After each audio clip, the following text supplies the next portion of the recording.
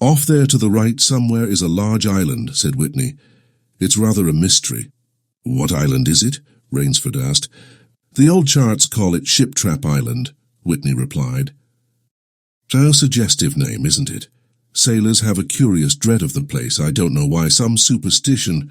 "Can't see it," remarked Rainsford, trying to peer through the dank tropical night that was palpable as it pressed its thick, warm blackness in upon the yacht. "I've good eyes," said Whitney with a laugh, "and I've seen you pick off a moose moving in the brown fall bush at 400 yards, but even you can't see 4 miles or so through a moonless Caribbean night." "Not 4 yards," admitted Rainsford. "Ugh, it's like moist black velvet." "It will be light enough in Rio," promised Whitney. "We should make it in a few days. I hope the Jaguar guns have come from Purdy's.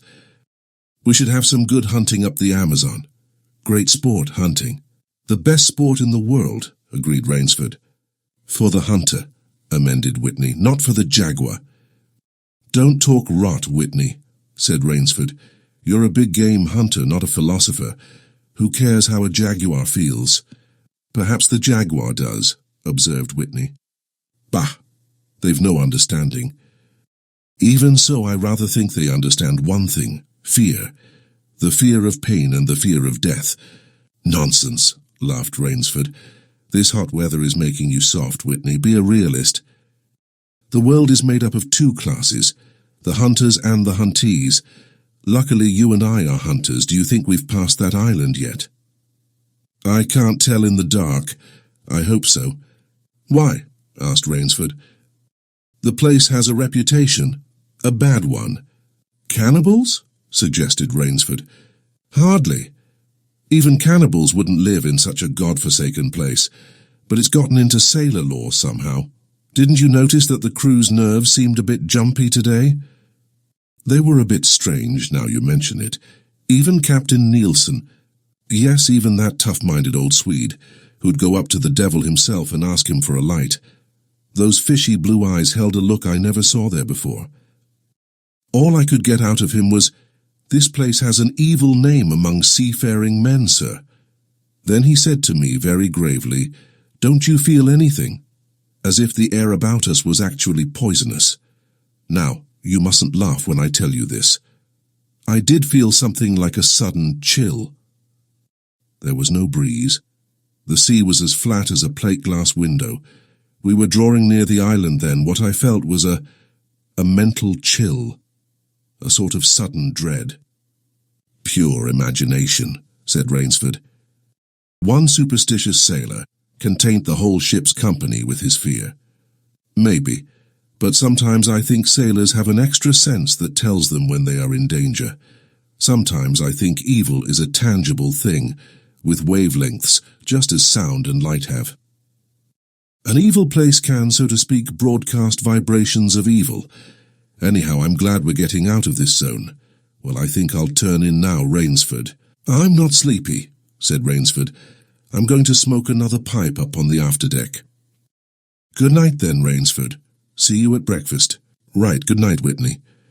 There was no sound in the night, as Rainsford sat there but the muffled throb of the engine that drove the yacht swiftly through the darkness, and the swish and ripple of the wash of the propeller.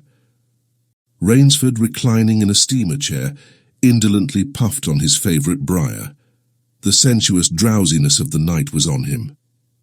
"It's so dark," he thought, "that I could sleep without closing my eyes. The night would be my eyelids." An abrupt sound startled him. Off to the right he heard it, and his ears, expert in such matters, could not be mistaken. Again he heard the sound, and again. Somewhere, off in the blackness, someone had fired a gun 3 times. Rainsford sprang up and moved quickly to the rail, mystified. He strained his eyes in the direction from which the reports had come, but it was like trying to see through a blanket. He leaped upon the rail and balanced himself there to get greater elevation. His pipe, striking a rope, was knocked from his mouth. He lunged for it. A short, hoarse cry came from his lips as he realized he had reached too far and had lost his balance.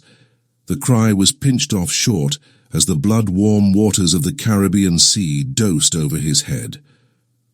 He struggled up to the surface and tried to cry out, but the wash from the speeding yacht slapped him in the face, and the salt water in his open mouth made him gag and strangle. Desperately, he struck out with strong strokes after the receding lights of the yacht, but he stopped before he had swum 50 feet. A certain cool-headedness had come to him. It was not the first time he had been in a tight place. There was a chance that his cries could be heard by someone aboard the yacht, but that chance was slender and grew more slender as the yacht raced on. He wrestled himself out of his clothes and shouted with all his power. The lights of the yacht became faint and ever-vanishing fireflies, then they were blotted out entirely by the night. Rainsford remembered the shots. They had come from the right, and doggedly he swam in that direction, swimming with slow, deliberate strokes, conserving his strength. For a seemingly endless time he fought the sea. He began to count his strokes. He could do possibly 100 more, and then Rainsford heard a sound. It came out of the darkness, a high screaming sound, the sound of an animal in an extremity of anguish and terror. He did not recognize the animal that made the sound. He did not try to. With fresh vitality, he swam toward the sound. He heard it again. Then it was cut short by another noise, crisp, staccato. "Pistol shot," muttered Rainsford, swimming on. 10 minutes of determined effort brought another sound to his ears, the most welcome he had ever heard, the muttering and growling of the sea breaking on a rocky shore. He was almost on the rocks before he saw them. On a night less calm, he would have been shattered against them. With his remaining strength, he dragged himself from the swirling waters. Jagged crags appeared to jut up into the opaqueness. He forced himself upward, hand over hand. Gasping, his hands raw, he reached a flat place at the top. Dense jungle came down to the very edge of the cliffs. What perils that tangle of trees and underbrush might hold for him did not concern Rainsford just then. All he knew was that he was safe from his enemy, the sea, and that utter weariness was on him.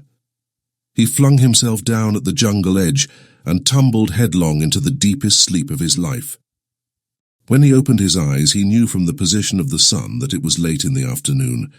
Sleep had given him new vigor. A sharp hunger was picking at him. He looked about him, almost cheerfully. Where there are pistol shots, there are men. Where there are men, there is food, he thought. But what kind of men, he wondered, in so forbidding a place? An unbroken front of snarled and ragged jungle fringed the shore. He saw no sign of a trail through the closely knit web of weeds and trees. It was easier to go along the shore, and Rainsford floundered along by the water. Not far from where he landed, he stopped. Some wounded thing, by the evidence a large animal, had thrashed about in the underbrush. The jungle weeds were crushed down, and the moss was lacerated. One patch of weeds was stained crimson. A small glittering object not far away caught Rainsford's eye, and he picked it up. It was an empty cartridge. "A .22, he remarked. "That's odd. It must have been a fairly large animal, too.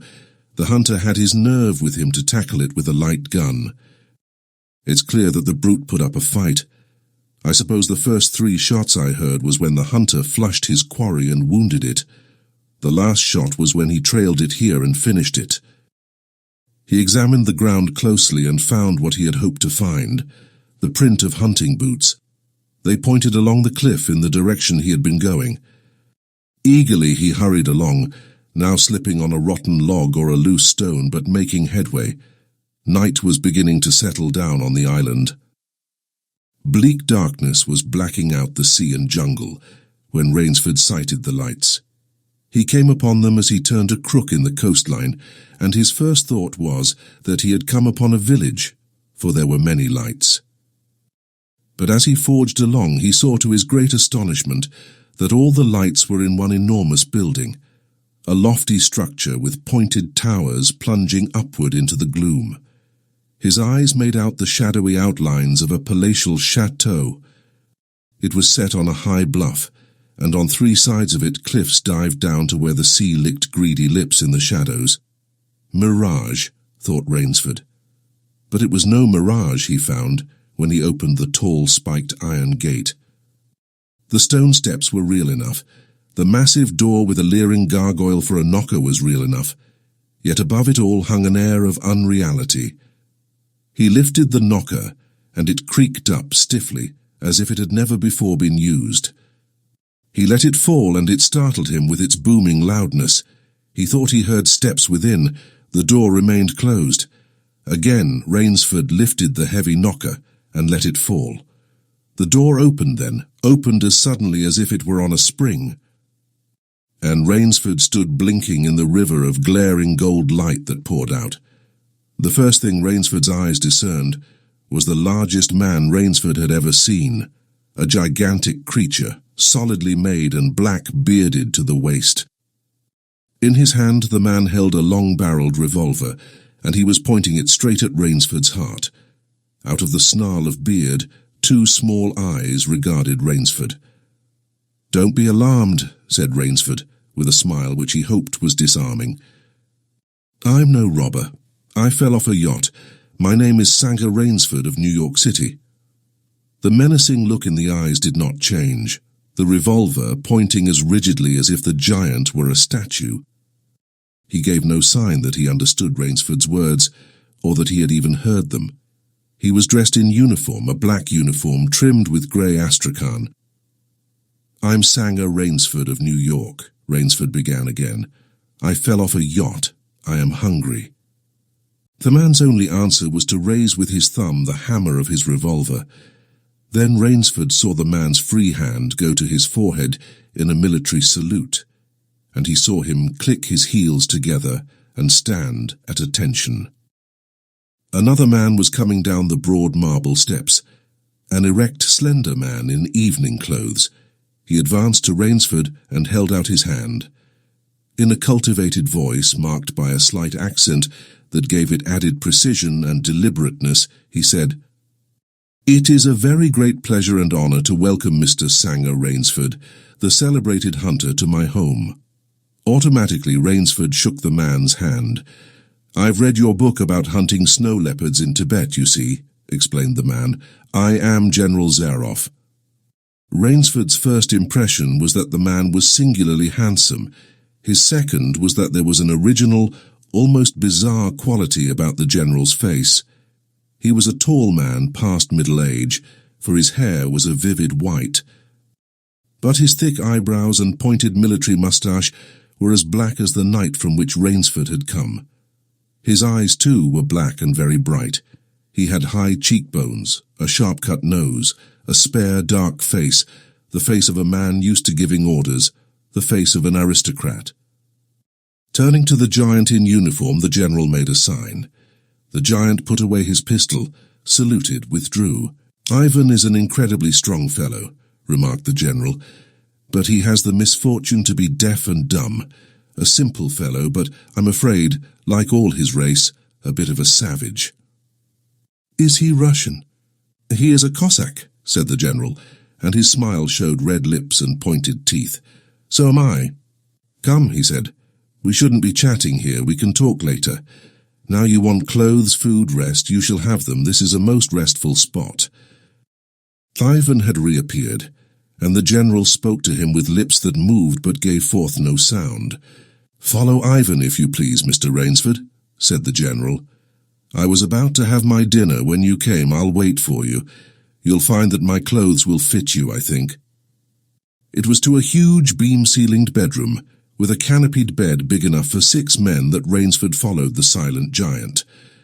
Ivan laid out an evening suit, and Rainsford, as he put it on, noticed that it came from a London tailor who ordinarily cut and sewed for none below the rank of duke.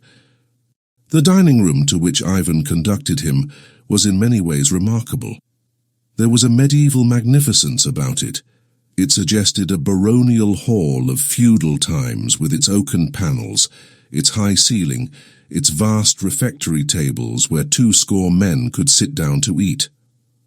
About the hall were mounted heads of many animals, lions, tigers, elephants, moose, bears, larger or more perfect specimens Rainsford had never seen. At the great table the general was sitting, alone. "You'll have a cocktail, Mr. Rainsford," he suggested. The cocktail was surpassingly good, and Rainsford noted the table appointments were of the finest. The linen, the crystal, the silver, the china. They were eating borscht, the rich red soup with whipped cream so dear to Russian palates.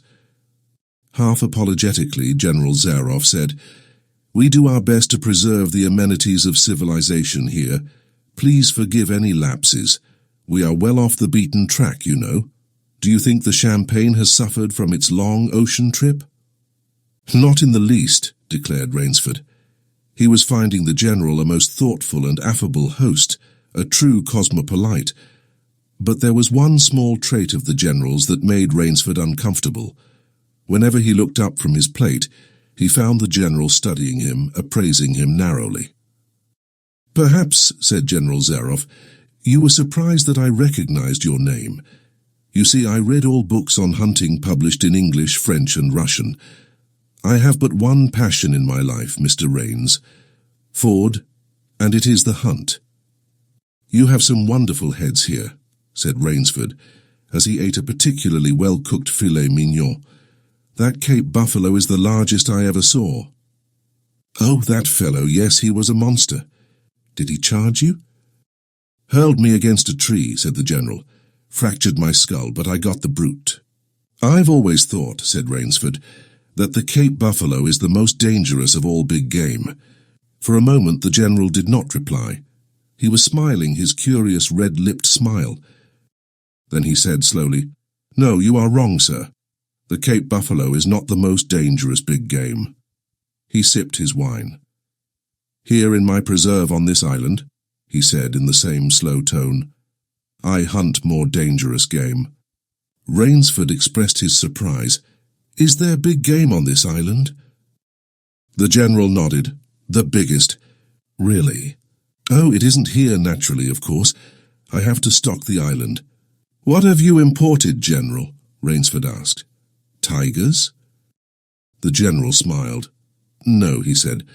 "Hunting tigers ceased to interest me some years ago. I exhausted their possibilities, you see. No thrill left in tigers, no real danger. I live for danger, Mr. Rainsford."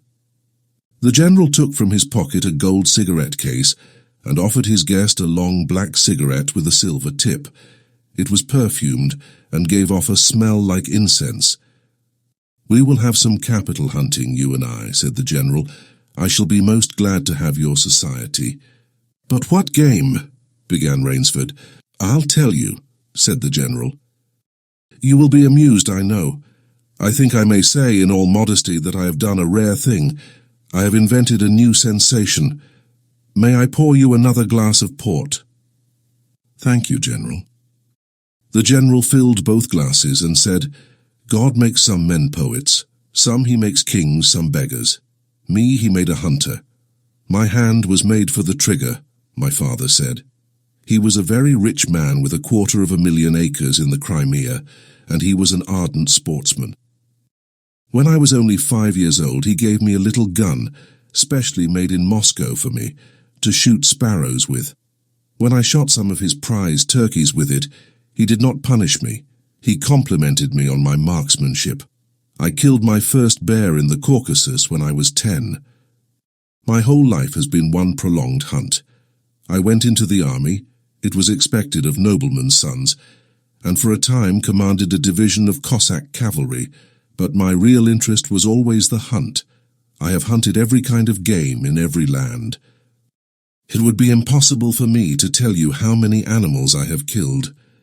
The General puffed at his cigarette.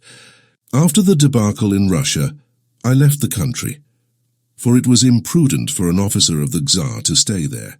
Many noble Russians lost everything.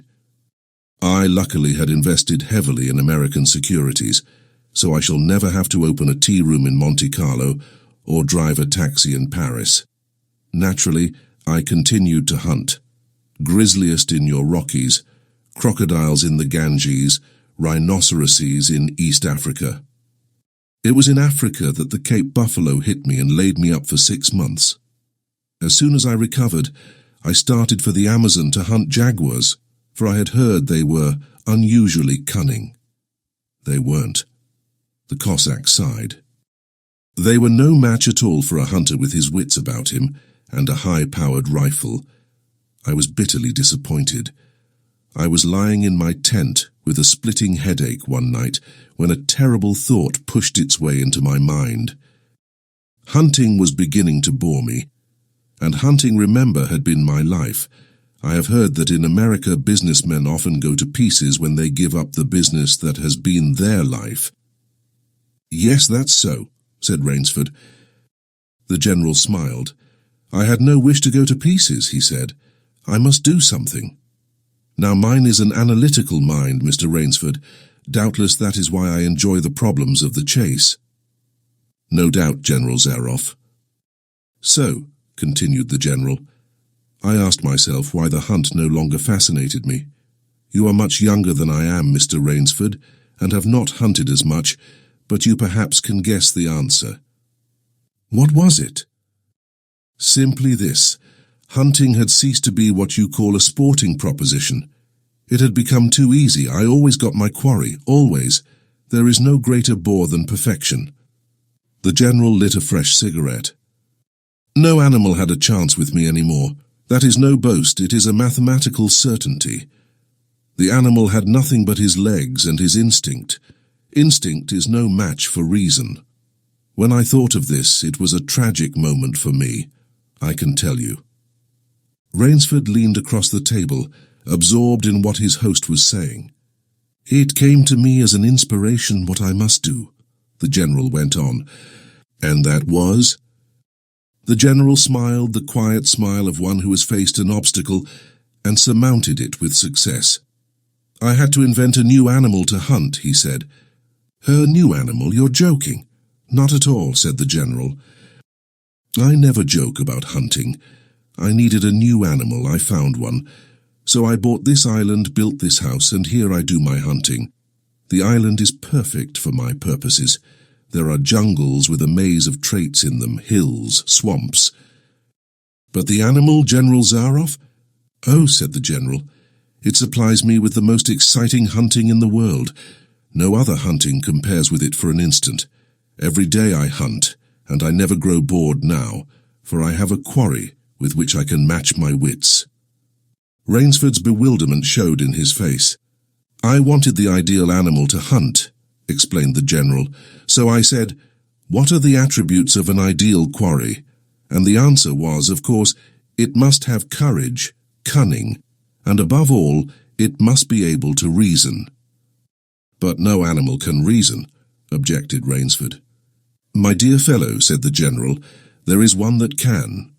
But you can't mean, gasped Rainsford. And why not? I can't believe you are serious, General Zaroff. This is a grisly joke. Why should I not be serious? I'm speaking of hunting. Hunting? Great guns, General Zaroff, what you speak of is murder. The General laughed with entire good nature. He regarded Rainsford quizzically. I refuse to believe that so modern and civilized a young man as you seem to be harbors romantic ideas about the value of human life. Surely your experiences in the war did not make me condone cold-blooded murder, finished Rainsford stiffly. Laughter shook the General. How extraordinarily droll you are, he said. One does not expect nowadays to find a young man of the educated class, even in America, with such a naive and, if I may say so, mid-Victorian point of view. It's like finding a snuff box in a limousine. Ah, well, doubtless you had Puritan ancestors. So many Americans appear to have had. I'll wager you'll forget your notions when you go hunting with me. You've a genuine new thrill in store for you, Mr. Rainsford. Thank you, I'm a hunter, not a murderer. Dear me, said the General, quite unruffled. Again that unpleasant word. But I think I can show you that your scruples are quite ill-founded. Yes? Life is for the strong, to be lived by the strong, and if needs be, taken by the strong.